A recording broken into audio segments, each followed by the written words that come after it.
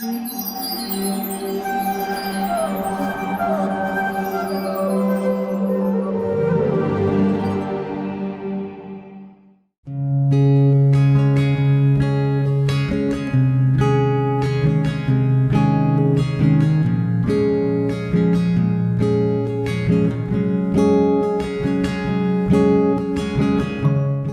Krishna. I'm Charu Das, and today I'm going to make an attempt to speak on a very important topic, which is how can one increase attachment to Krishna in their married life. A man gets attached to a woman because of her beauty and other assets. Similarly, a woman becomes attached to a man due to his strength, his ability to take care of him. As long as they are attached to one another because of these material desires, they are bound to remain in the circle of Maya. This is not something one devotee should aspire for. So what is the missing link? One may feel that this is what one gets married for, right? To live together, to beget children, and to stay happily forever. However, does that give real happiness? And is this what marriage is meant for? Srila Rupa Goswami recommends that a man and woman should live together as householders in relation with Krishna for the purpose of discharging duties in the service of the Lord. Does that mean one should quit the material jobs which they are engaging in for a living? Certainly not. It means to engage the wife, the husband, and children in Krishna conscious activities, duties that are meant to serve Krishna. He further recommends that in due course, all bodily attachments disappear when one engages in the service of the Lord together. As Krishna is the center of all such activities, the consciousness becomes purified and there is no possibility of degradation. Srila Prabhupada once said that for a man, a woman is Maya, and for a woman, a man is Maya. Powerful, isn't it? This powerful force of attraction between a male and female is the basic principle of material bondage. And due to this attraction, all dualities of this material world expand and the desire to enjoy more and more increases. All these arrangements, however opulent they are, will ultimately lead to death. To the extent we are attached to these temporary sources of misery, to that extent we are getting more and more closer to Maya and hence away from Krishna. Krishna is life and forgetfulness of Krishna is death. As we all know, death is inevitable. And in one sense, it is not such a big thing, as the soul has changed so many bodies and in the end got this human form of life.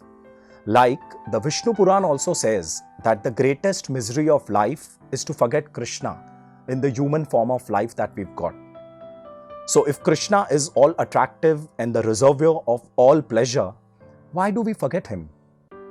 This is because Maya presents too many substitutes to Krishna in front of us, to which we fall prey to.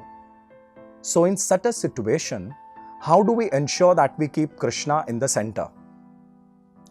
So let me tell you now that Srila Rupa Goswami says that the property, the children that we have, our families, are all parts and parcels and gifts of Krishna that we have to take care of and use it in Krishna's service. The day we start realizing this, our lives will be successful and one will start experiencing the bliss of connecting with Krishna in our married lives. So let's understand now, very simply, how can we practically implement this instruction? We would have all learned in school that there are three basic needs of life, namely food, clothing, and shelter. Let's see how we can add Krishna to this now. So when we talk about food, whatever we eat should be offered to the Lord first. Once offered, the food is purified of all sins and becomes the remnant of the Lord or prasad for us. In return, it also uplifts and purifies our consciousness As someone rightly mentioned, you are what you eat. The next is clothing. Offer whatever you wear to the Lord. Sounds strange, right? But as a child, I still remember my parents always taught us to offer our new clothes we bought to the Lord first before we could wear it. As they said, once you offer, the Lord accepts it and it is free of all sins. So we used to show all our clothes, to the Lord at home. And also, if you have deities at your place, dress them up very beautifully. And this is one way where you can really show love towards your deity as well, the way you would want to dress yourselves. Last is shelter. Decorate your home with photo frames of Krishna and his Leelas. Have a beautiful temple in your house. And also purify your house with the sound vibration of the holy names by doing kirtan. One should do a daily kirtan of 10 minutes at least to begin with the entire family. As they rightly say, a family that prays together stays together, dines together, shines together, and who sings together clings together. Beautiful thought, isn't it? These are 3 simple activities that can change your life to a great extent. However, requires focus and discipline for these simple yet powerful activities to be imbibed in your day-to-day lives. What Krishna sees is the effort of a family and the sincerity of a couple trying to purify their lives by engaging in the service of Guru and Krishna. Results are not so important, they may come eventually. And Krishna empowers such a couple to progress in their devotional lives, and in the process, they get attached to Krishna and each other.